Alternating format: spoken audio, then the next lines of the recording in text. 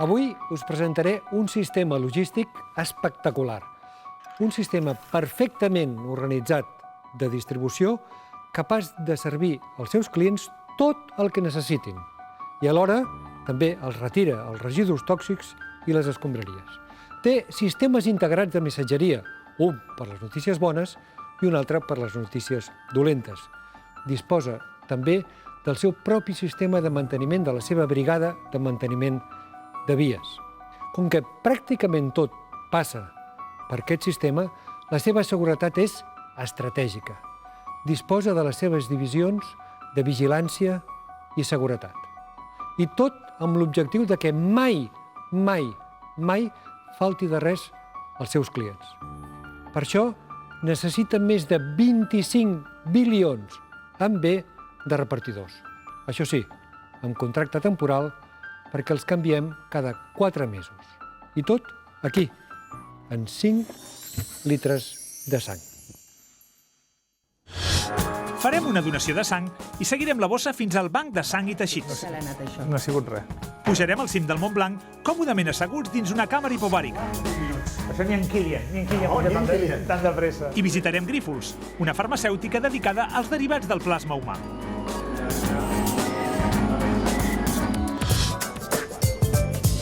Pels humans, el vermell és, sens dubte, el color més cridaner de tots. I ho és per dues raons diferents. Per l'estructura fisiològica dels nostres ulls i per una forta influència cultural. El vermell l'associem a la sang. Per tant, té connotacions de perill i de violència i és especialment útil per organitzar el trànsit. Però també l'utilitzem per indicar qualsevol equipament o servei sanitari, ja que alhora representa la salut i la vida. Bon dia. Hola. La sang és el fluid vital per excel·lència i som reticents a perdre'n voluntàriament. Em sobreposo a les meves reticències i vaig a donar sang. Després d'omplir un detallat formulari i passar una entrevista, estic a punt per l'extracció. No ha sigut res. La veritat és que un està espantat i no.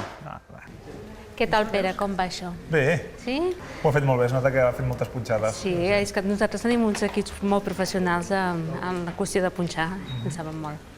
Escolta'm una cosa, he vist que abans de fer la donació hi ha un test que fan moltíssimes preguntes i pregunten coses que sorprenen una miqueta. Per exemple, que no hagi pres aspirina. Si m'he pres aspirina, quin problema hi hauria amb la meva sang? L'aspirina licua una miqueta la sang, o sigui, no és que la liqui en si, sinó que perd la propietat que tenen les plaquetes d'agregar-se, d'enganxar-se entre si. I aquesta propietat es perd durant de 3 a 5 dies. Així tant? Una sola aspirina, 5 dies que tinc? Sí, pot arribar a 5 dies. Normalment són 3, però ja agafem un marge de 5 i així les persones que han pres aspirina o algun altre tipus d'antiinflamatori, d'aquesta sang que traiem no hi ha problema per donar sang, evidentment, però no agafem el concentrat de plaquetes d'aquesta bossa. Moltes de les preguntes prèvies són per saber si he viatjat a països amb malalties com les vaques boges, la malària o la tuberculosi, que podrien haver deixat traces a la meva sang. He vist que de l'historial que tinc allà posava que soc del grup AB positiu. Això com va, els percentatges de diferents grups? L'AB és el grup sanguini menys freqüent en quant al sistema ABO i aquest grup ve a ser un 4% de la població que és d'aquest grup sanguini. O sigui que ho tinc pitjor que els altres per rebre... No, perquè tu pots rebre del 0, de l'A i del B. Ah, sí? I de la B. Tu ets el receptor universal. I a més pots rebre tant dels positius com dels negatius. Però de tota manera sempre és millor rebre del mateix grup, O sigui, no hi ha res millor que el mateix grup de sang. I els grups més dominants quins són? El 0 i l'A. Amb unes 12 hores recuperaré tota l'aigua de la sang que he donat. D'aquí un parell de dies tornaré a tenir els mateixos nivells de proteïnes, plaquetes i glòbuls blancs. Però caldran 3 o 4 setmanes per recuperar del tot els glòbuls vermells. La recollida de sang implica una logística complexa. D'entrada cal tenir perfectament identificada cada bossa i conservar-la en fresc. En poques hores s'ha de transportar fins al Banc de Sang i Teixits, a Barcelona. Per mitjà d'un sistema de centrifugació, se separen els 3 components principals en funció del seu pes. El plasma, les plaquetes i els glòbuls vermells. Abans es transfonien les bosses de sang total, però ara s'ha vist que és molt més eficient transfondre només una d'aquestes 3 fraccions segons les necessitats. L'últim pas és etiquetar clarament cada bossa amb el seu grup sanguini. Els grups sanguinis els podem definir d'una manera senzilla com una mena d'empremta que hi ha en els glòbuls vermells, amb les plaquetes i amb els leucòcits, amb les cèl·lules de la sang. Però així com l'empremta digital és absolutament personalitzada, aquests grups sanguinis, aquesta altra empremta, o empremtes, perquè en tenim moltes, no ho són tant. De manera que les persones que som d'una mateixa raça o que pertanyem a un mateix grup ètnic tenim uns grups sanguinis molt similars. En canvi, si comparéssim els grups sanguinis de les persones, per exemple, de raça blanca i de raça negra, trobaríem algunes diferències importants. Abans de fer una transfusió hem de fer el que en diem proves de compatibilitat. I això és conèixer el grup sanguini ABO i RH del receptor, el grup sanguini del donant o de la unitat que volem transfondre i després fem unes proves creuades. És a dir, analitzem si el malalt té o no altres anticossos en contra d'altres grups sanguinis que caldria respectar en el cas que el resultat fos positiu. Què és el que passaria si a una persona li posessin una sang que no li pertoca, que té incompatibilitat? Doncs es podria produir una reacció transfusional en el malalt que consisteix en la destrucció dels glòbuls vermells provocada per aquests anticossos que té el malalt. I, depenent del grau de destrucció, es produirien unes manifestacions clíniques més o menys importants, que poden donar o poden anar des de la febre, en els casos, diguem-ne, més lleus, a complicacions molt més greus, que podrien arribar inclús a una insuficiència renal i a una situació de xoc. Cadascuna de les donacions de sang ha de ser analitzada per determinar-ne una desena de grups sanguinis. Els grups ABO i RH, com que són els més importants, es determinen per dos mètodes diferents per eliminar qualsevol error. L'aparell analitza automàticament entre 700 i 2.000 mostres diàries.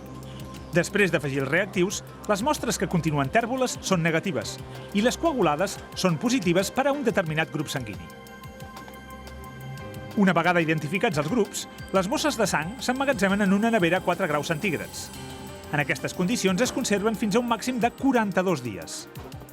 Quan hi ha qualsevol comanda, un sistema informàtic entrega les bosses dels grups sanguinis amb la data de caducitat més propera.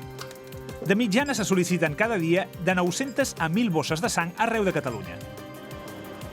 La sang dels grups rars es considera més valuosa i en lloc de guardar-la refrigerada es congela. Aquesta bossa quin grup sanguinis té, per exemple? Bé, d'entrada aquesta bossa és de grup 0 RH-D negatiu. Sí. Però hi ha altres grups i veiem que hi ha grups que són positius i d'altres que són negatius. Quan és positiu és que la persona té aquest grup sanguini i si diem que és negatiu és que no el té. Aquí tenim una representació dels més comuns i del més rar que té aquesta bossa en concret. Que és el que fa que estigui congelada aquesta bossa. Efectivament. I quin és el més rar aquí?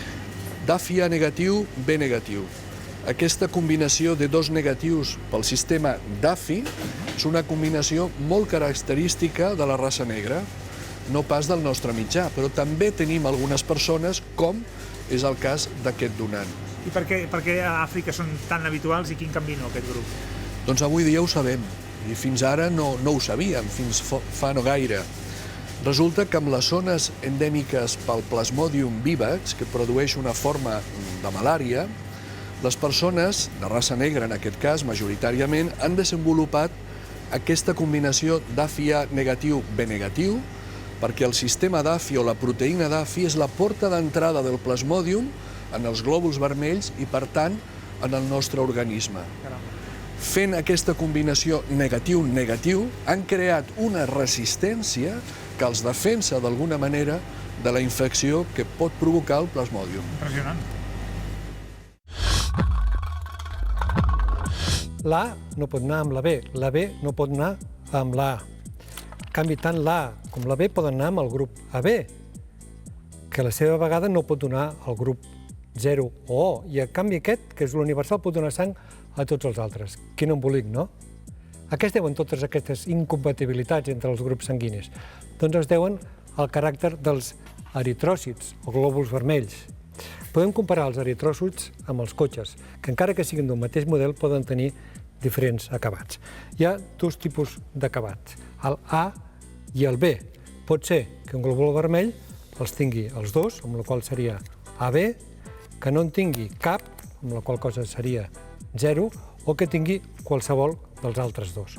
I això té relació amb les defenses que porta la sang, perquè de forma natural ja des del moment de néixer, cada persona té anticossos, o pot tenir anticossos contra la sang dels altres.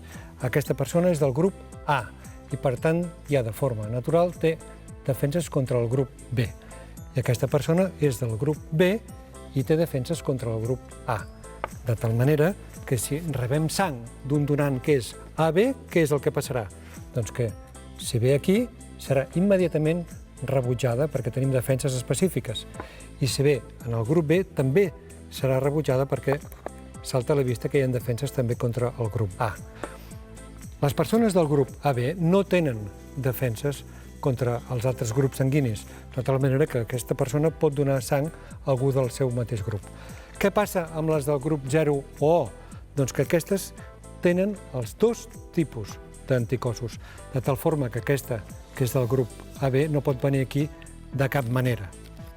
Si la sang fos del grup A, podria venir aquí perquè no hi ha defenses específiques, aquí no podria venir perquè seria neutralitzada, en el grup AB és evident que sí, i lògicament no podria venir en el grup 0.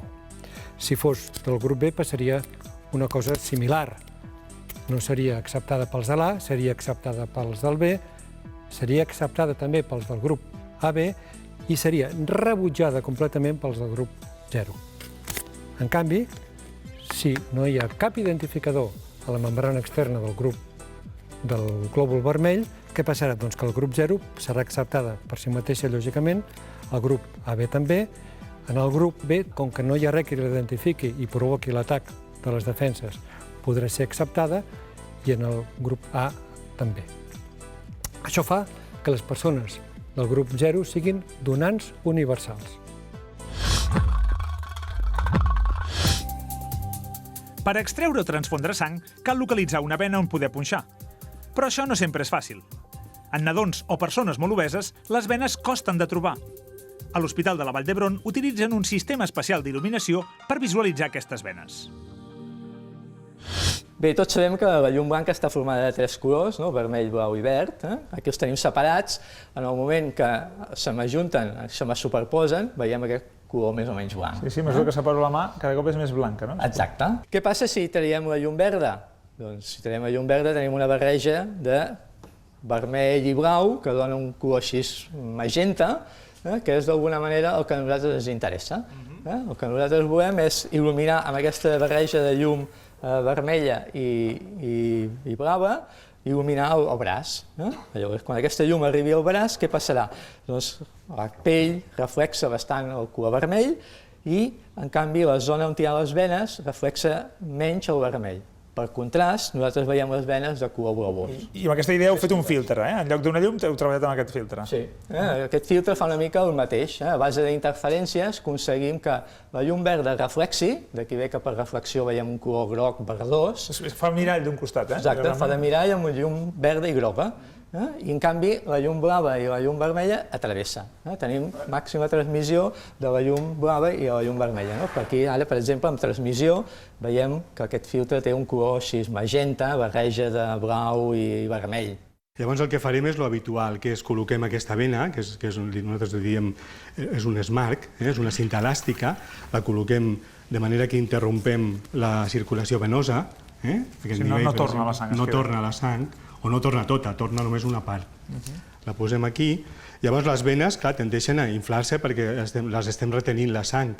En una persona adulta i amb les teves venes no tindrien cap problema, vull dir, les toquem, les palpem, les veiem, no hi ha problema. Ara bé, és quan això no passa, ni les palpem, ni les veiem, ni res de res, és quan hem de recórrer a aquest ajut, que és el llum aquest. Bé, doncs aquí més o menys ho tenim. Es veuen molt bé aquests vasos, perquè aquest fins i tot es palpa molt bé, però aquests d'aquí es veuen molt bé, i el blau... Sí, el blau en ressalta, és curiós. Sí. I aquí sota també. I aquí sota també. I d'aquí, per supost. I l'altre braç també es veu, aquest també es veu. Sí. I amb això ja en teniu, amb els nens amb això ja és suficient, no? Amb els nens, clar, només que tinguéssim una petita pista de per on passa aquell vas, doncs ja en tindríem prou. I normalment es punxa aquí en els nens també? Sí, normalment sí. Vull dir, tota aquesta zona anterior del braç i la zona anterior de la mà, o fins i tot aquesta zona d'aquí, són les zones més habituals. Aquest invent, fruit de la col·laboració entre Jeroni Ibarra i Francesc Pi, permet visualitzar fàcilment els vasos més amagats. Si poguéssim veure tots els vasos del nostre cos, ens adonaríem que tenen una estructura densament ramificada. Aquesta forma ocupa l'espai de manera òptima i és habitual a la natura. El nostre sistema circulatori es ramifica per distribuir més bé la sang. Els llamps es ramifiquen per reequilibrar les càrregues elèctriques. I els coralls i les gorgònies per capturar millor l'aliment. El cas més típic d'estructura ramificada són els arbres, que a més a l'hivern, com que molts d'ells no tenen fulles, ens permet veure les ramificacions i comparar-les amb el nostre propi sistema circulatori. Per exemple, el gran tronc vindria a ser les grans artèries que surten del cor, que es divideixen en artèries més petites, en arterioles i finalment en capilars. És aquí on hi ha l'intercanvi de gasos, però els capilars estan tancats, no estan pas oberts. Venen per un costat, canvien el gas i tornen per l'altre costat en les venes petites, venes més grosses, venes encara més grosses i finalment de nou cap al cor. Encara que a simple vista la sang sembla un fluid homogeni, si l'observem de ben a prop, veurem que en realitat està particulada. Els glòbuls vermells són com diminuts vehicles que viatgen submergits en el plasma a través de vies cada vegada més estretes. Els capil·lars són tan estrets que, de fet, els glòbuls vermells només hi poden passar en fila índia. I, de fet, entren en contacte pràcticament, la paret del glòbul vermell entra en contacte amb la paret del vas, de tal manera que l'hemoglobina transfereix l'oxigen porta per porta. Si l'hemoglobina estigués lliure circulant dins del plasma, seria molt més densa la sang i, per tant, costaria molt més de circular. La capacitat per transportar oxigen té una relació directa amb l'hematòcrit, és a dir, el percentatge de glòbuls vermells a la sang. La manera clàssica de determinar-lo és extreure unes gotes de sang, introduir-les en un parell de capilars de vidre, centrifugar uns minuts a 12.000 revolucions i amb un enginyós aparell mesurar la longitud relativa del segment vermell. Ja s'ha separat, no? Hosti. S'ha separat, I aquí tens el teu hematòcrit. Mira, 45% exactament. És a dir, que en condicions normals tinc un 45% de glòbuls vermells a la meva sang. Quan falta oxigen, per exemple en l'altitud, el cos desencadena una sèrie de respostes. Ferran Rodríguez, catedràtic d'INEFC, coneix molt bé aquestes respostes. Em fa entrar en una cambra hipobàrica on reproduirem les condicions de pressió que hi ha al cim del Mont Blanc. De fet, no és la primera vegada que hi pujo. L'any 2010 hi vaig pujar de veritat amb un grup d'amics. En relació als Pirineus, els Alps sorprenen per la seva grandiositat. Les muntanyes són molt més altes i escarpades, i el clima és molt més dur. Fins i tot al juliol és habitual que hi nevi. L'ascensió es fa en 2 etapes, tot i que és molt recomanable estar-s'hi una setmana ben bona d'aclimatació. El refugi de Goter, situat a més de 3.700 metres, ofereix vistes pròpies d'un avió.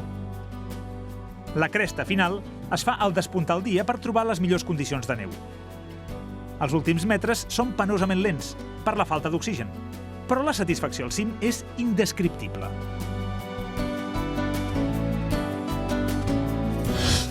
Per reproduir les condicions d'altitud dins la cambra, només s'ha de bombar l'aire cap a fora. Ara és qüestió de paciència, no? Què tenim? 20 minuts fins a dalt? 20 minuts de pujada. Molt bé. Imagina't, fins al Mont Blanc en 20 minuts. Això ni en Kilian. No, ni en Kilian. Tant de pressa. Perquè en alçada, quines són les respostes de l'organisme quan falta l'oxigen? Les respostes bàsiques. Inicialment, quan es puja amb alçada, ja de seguida comencem a tenir una freqüència cardíaca més alta, a respirar més ràpidament, la freqüència respiratòria augmenta, amb un intent de l'organisme de compensar aquesta desaturació.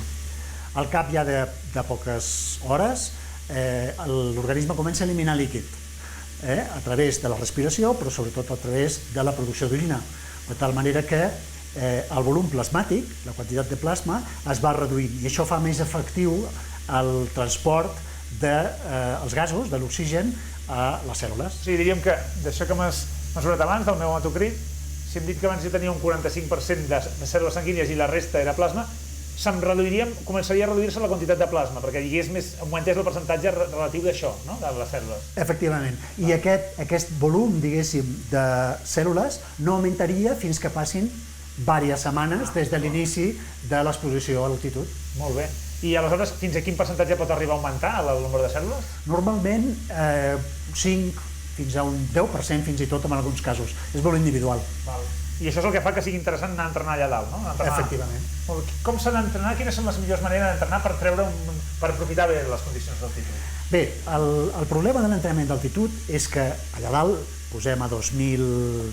Aquí dalt, perquè ara ja estem aquí. Ara aquí dalt, efectivament. Tenim poca disponibilitat d'oxigen. Llavors no podem fer entrenaments d'intensitat. Sobretot a la primera setmana d'aclimatació necessitem baixar molt la intensitat de l'exercici. I fins i tot, encara que duem 3 setmanes o més d'entrenament, encara no podem fer entrenaments de qualitat.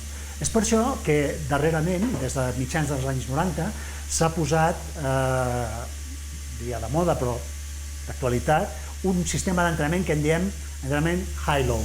High-low. És a dir, vivim a dalt, però una part de l'entrenament, aquell justament que s'ha de fer una intensitat superior, el fem amb una quota, amb una altitud inferior. Hola, a quan estem, canvi? Hola, ja heu arribat, canvi. Gràcies. Estem al cim del Montblanc. Molt bé. 4.845 metres. Molt bé, company. Benvingut al cim. Gràcies. Al cim, la pressió baromètrica és de 417 mil·límetres de mercuri, gairebé la meitat que al nivell del mar. Això vol dir que hi ha la meitat d'oxigen disponible i qualsevol esforç físic és molt més costós. Vaig compensant, Sí. Hosti, em roda el cap, Sí, sí. No és cuento, O sigui... Si et roda el cap, seus. Hola. Posa't el desaturador, el pulsoxímetre. Però amb res, no n'hi puc ni fer 10. Ara mateix et posaria amb oxigen. Ah, sí? Ja, Sí. artificial. Per sota de 78% de saturació, un malalt respiratori o un malalt cardíac, ja li posem oxigen. Tinc el ritme cardíac accelerat i se m'ha reduït molt el percentatge de saturació d'oxigen a la sang.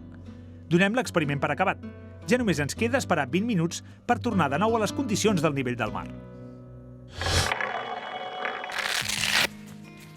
M'acabo de mesurar la pressió sanguínia i m'ha sortit 14-10. Però què volen dir aquestes xifres?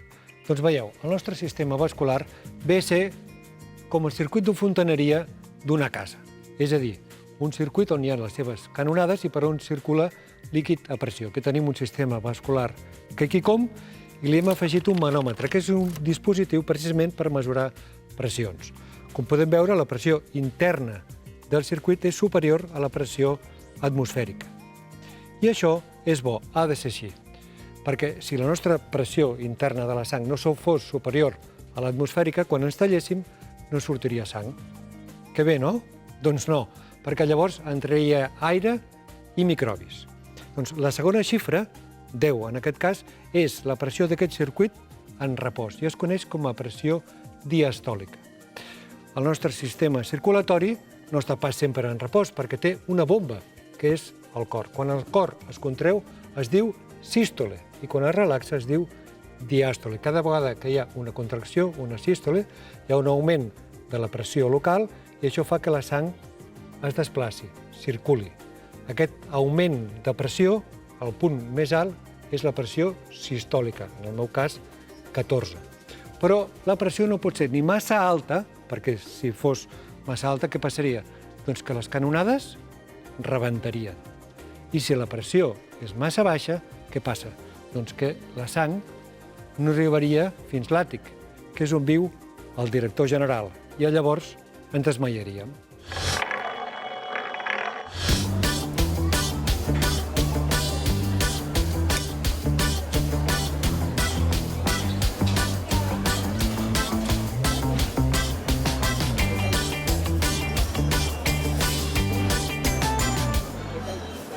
La sang la veiem vermella bàsicament a causa dels glòbuls vermells.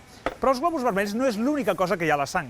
De fet, si aconseguíssim separar-la, amb un procés una mica més tècnic que el que estem fent aquí, el que obtindríem seria, d'una part, efectivament, els glòbuls vermells, també hi hauria els glòbuls blancs i les plaquetes, això és el 50% del volum de la sang, però hi hauria un altre component molt important, l'altre 50%, que és el plasma. El plasma està format bàsicament per aigua, però hi ha altres coses. Hi trobem sobretot proteïnes com l'albúmina o les immunoglobulines, però també hi ha greixos, glucosa, vitamines, hormones, CO2 o sals minerals. I moltes d'aquestes molècules es poden separar, com passa amb el suc de taronja, per fabricar-ne diferents medicaments. A Catalunya té la seu Grífols, una de les empreses farmacèutiques més importants del món en l'obtenció de derivats del plasma humà. Com que el plasma és un fluid vital, la seva producció es considera estratègica. La manipulació del plasma és extremadament delicada. Les bosses arriben congelades de qualsevol punt d'Espanya o dels Estats Units. En unes condicions d'asèpsia total, s'analitzen per mitjà de 2 mètodes complementaris: el molecular i el serològic. Una vegada confirmada la seva idoneïtat, s'incorporen a la cadena de producció. Vinga. A veure, què em vols ensenyar aquí? Bé, aquí estem a la planta de fraccionament. Aquí el que fem és separar les proteïnes que conté el plasma. El plasma és la part líquida de la sang que tindrà aquestes proteïnes que nosaltres aïllarem per fer els productes. I com ho feu, això? En quin mètode feu servir per separar? Sí, utilitzem el mètode de fraccionament del doctor Kohn. Com funciona això? A veure, explica'm una miqueta. Bé, doncs tenim una mescla de plasma d'aproximadament 3.600 litres. O sigui, en cadascun d'aquests tancs tenim això? Sí. Comencem amb 3.600 litres. Sí, que són aproximadament 14.000 unitats. Déu-n'hi-do, no? 14.000 bossetes d'aquelles grogues. Sí, 14.000 donacions. Cadascuna en cada un d'aquests tancs. I aleshores què passa? El que fem és modificar temperatura, concentració d'alcohol i pH, per tal que el pH de la solució sigui un determinat que fa que una proteïna en concret arribi a una càrrega neta de 0. Quan una proteïna té càrrega neta a 0, precipita. I ja la podeu separar. Sí, la separem o bé per filtració o bé per centrifugació. Molt bé. A la resta de la solució encara hi ha altres proteïnes. Per tant, tornem a modificar aquestes condicions per tal que una altra proteïna precipiti. Molt bé. O sigui, aneu canviant aquestes condicions i mica en mica van caient les diferents proteïnes. Sí, i cada vegada que hi ha una proteïna que precipita, la retirem, la separem. I aquest procés quan dura? Això dura aproximadament 5 dies. Sí, és un procés llarg. I això ho heu d'estar controlant constantment, m'imagino, amb aquest panell, totes les condicions, no? Sí, aquest panell d'aquí representa els reactors que tenim en aquesta zona. I a través d'aquest sistema controlem pesos, temperatures. En el mètode de Kohn, la primera fracció que s'obté és l'anomenat factor 8. Després s'obtenen principalment fibrinogen, immunoglobulines, l'alfa-antitripsina i l'albúmina, juntament amb algunes proteïnes més procedents del sobrenadant. Totes les fraccions es purifiquen per separat i serveixen per fabricar diferents medicaments. Bé, aquesta sala amb tant d'acer inoxidable, què és el que feu aquí? A veure. Aquí el que fem és purificar l'albúmina. L'albúmina ve de la fracció 5, que hem obtingut durant el procés de fraccionament. És una pasta rica en albúmina, però té moltes restes d'alcohol del mateix procés de fraccionament. Que heu d'eliminar aquest alcohol, m'imagino. Sí. Llavors el que fem és introduir la pasta en aquest reactor d'aquí i la solubilitzem amb aigua per injecció. Afegint aigua... Sí. Un cop tenim la pasta solubilitzada, la fem passar per aquesta màquina d'aquí. I això què és? Això és un ultrafiltre. El que fem aquí és una diàlisi a volum constant, amb una solució de diàlisi. D'aquesta forma, substituïm l'alcohol per aquesta solució de diàlisi i l'alcohol el rebutgem. Fora. Sí. Molt bé, i aleshores el resultat final on l'envieu? Què en feu? Allà es fa un tractament tèrmic, si vols t'ensenyo. Aquest tractament tèrmic serveix per retirar les molècules danyades. Seguidament s'hi afegeixen els conservants i s'ajusta la concentració de sals per igualar-la amb la sang. I ja es pot dosificar en l'envàs. Mira, aquí tenim albúmina humana. Puc agafar-lo? Sí, i tant. Això és molt preciós, això ha costat moltíssim d'obtenir, no? Sí, i tant. I ara què passa? Això ja ho podríem administrar a un pacient o no? No, encara no.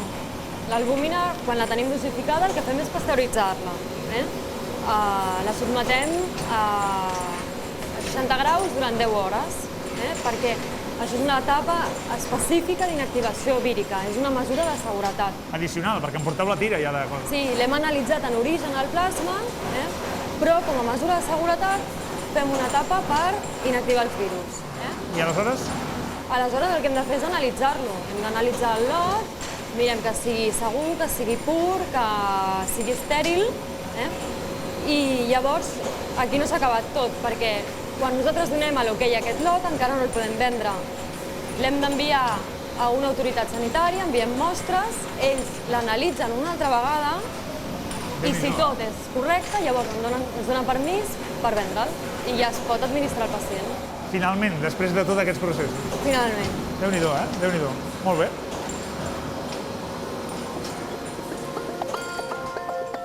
Des del moment de la donació fins a l'obtenció del medicament apte per ser administrat han passat entre 6 i 9 mesos. Un procés costós però necessari. L'albúmina és una proteïna amb una gran capacitat per absorbir substàncies tòxiques. S'utilitza, entre altres coses, per depurar la sang d'alguns malalts hepàtics a través d'una mena de diàlisi. D'aquesta manera, la sang torna a circular neta per les venes del pacient. Els aristòcrates abans normalment eren persones que tenien la pell molt blanca perquè no veien pràcticament mai el sol. No treballaven al camp, no? No treballaven al camp, exactament. I llavors, en la pell blanca, el contrast entre la zona on hi ha vena i la zona on hi ha vena, la vena es veia molt blava. Es veu molt blava i llavors, clar, allà veien que quan tallaven per allà sortia sang